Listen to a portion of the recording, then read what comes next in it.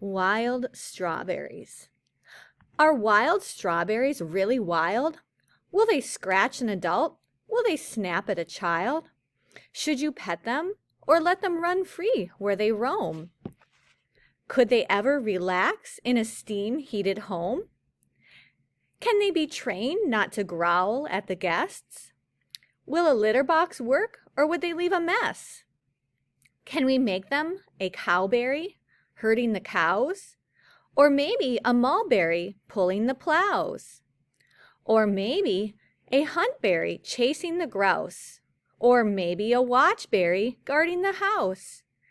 And though they may curl up at your feet oh so sweetly, can you ever feel that you trust them completely?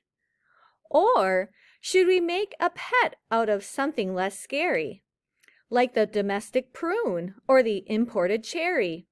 Anyhow, you've been warned, and I will not be blamed if your wild strawberry cannot be tamed.